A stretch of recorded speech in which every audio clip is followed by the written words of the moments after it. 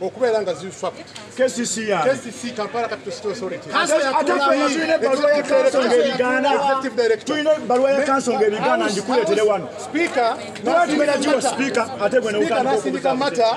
mu committee ya physical infrastructure nze mwentuula netuyita okunanyizibwa minisita tumuyita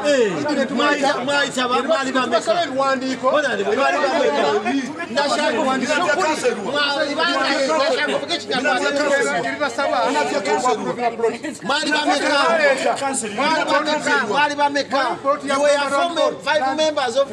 ya Buganda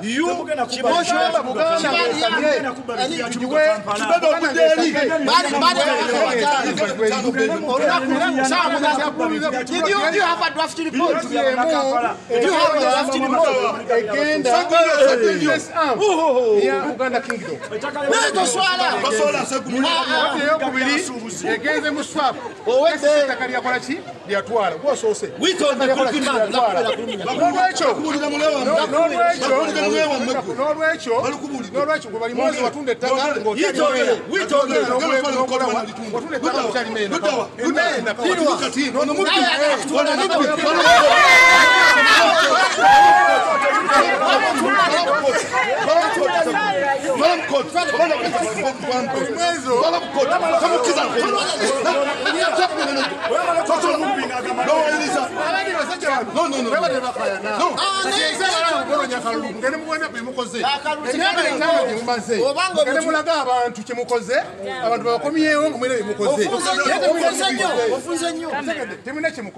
Abakulu bano baganya okukolera abantu mu constituencies zaabwe kati bazze wano tebakkiriza na kudibetinga mubanga oyina ensonga ng'obwakanya batadde mata ku flow waayo okwemulugunyako wa minority report kubanga abamembers bano bayita bategeera nti parliament esindise report ya KCCA mu committee ekyabagana okujja mu committee kiki kyekisooka ekyokubiri lwayite bawadde mukisa kuwulira port 5 bapuluvizeko port meka 2 eport yemu eya business arm ey'Emmengo ya Buganda port eyokubiri ye port gye baswapinze okulaba nti ttaka KCC ekolerawo nanyini plot eyo nanyini plot eyo bagitwala ku kifuba baswapingamu nga tewali sente naki ne sente n'emu ekyokusatu plot gye boogerako ye Youth Arrive ekamwoca buli omu akimanyi bulungi nti Youth Arrive ekamwoca ttaka ly'abavubuka abavubuka baagala ku developinga ttaka lyabwe